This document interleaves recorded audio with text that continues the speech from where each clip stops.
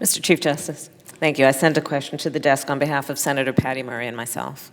Mr. Chief Justice. Senator Thune. I have a question. Mr. Chief Justice, I send a question to the desk. Mr. Chief Justice, on my own behalf and on behalf of Senators Blumenthal, Booker, Coons, Klobuchar, Leahy, Markey, Peters, and Udall, I send a question to the desk.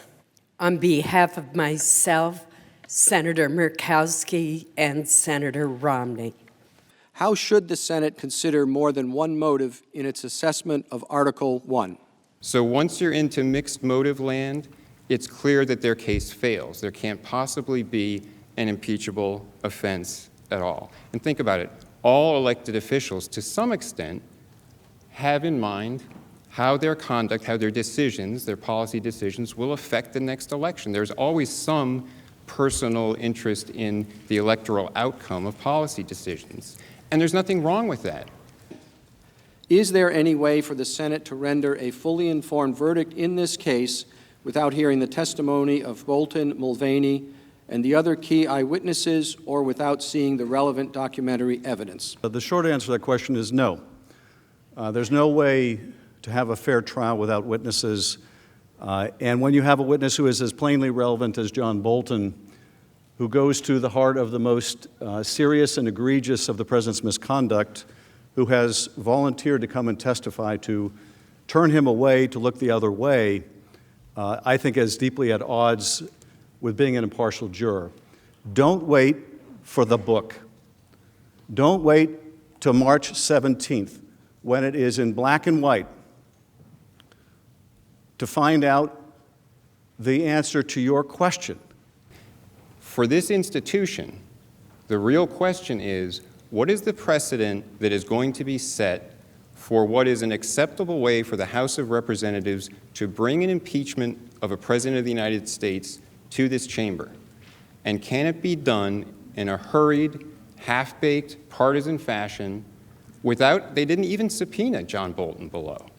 They didn't even try to get his testimony. Of course, we asked John Bolton to testify in the House, and he refused.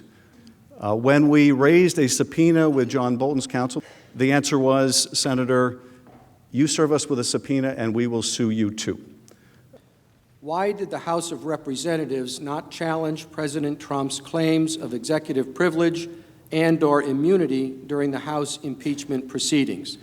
Because as the president's own counsel admitted during this trial, the president never raised the question of executive privilege. What the president did raise was this notion of blanket defiance. The idea that there was blanket defiance and no explanation and no case law from the White House is simply incorrect.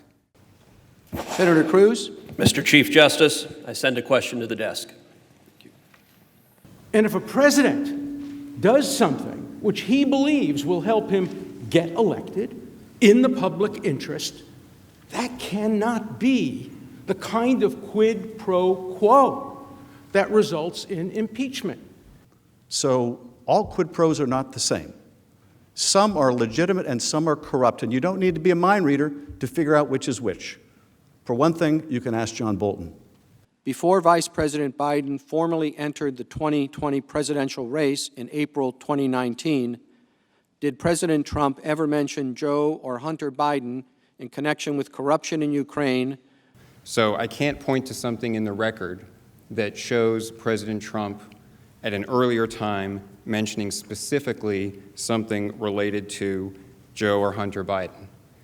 Did the so-called whistleblower work at any point for or with Joe Biden? You wonder why we don't want to call the whistleblower?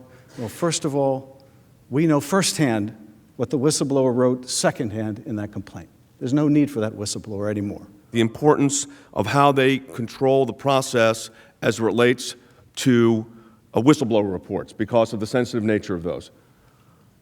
Do we not think that the sensitive nature of information shared by the president's most senior advisors should not be subject to the same type of protections? Abuse of power is not impeachable. The issue is not whether a crime is required. The issue is whether abuse of power is a permissible constitutional criteria And the answer from the history is clearly, unequivocally no. That's what he said, Mr. Schumer. Whatever I want, here's who I want. I want Adam Schiff. I want Hunter Biden. I want Joe Biden. I want the whistleblower.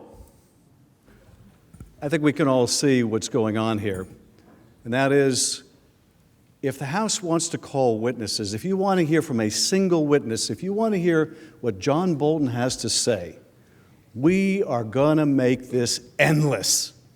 I ask unanimous consent that the trial adjourn until 1 p.m. Thursday, tomorrow, January 30th, and this order also constitutes the adjournment of the Senate. Without objection, so ordered.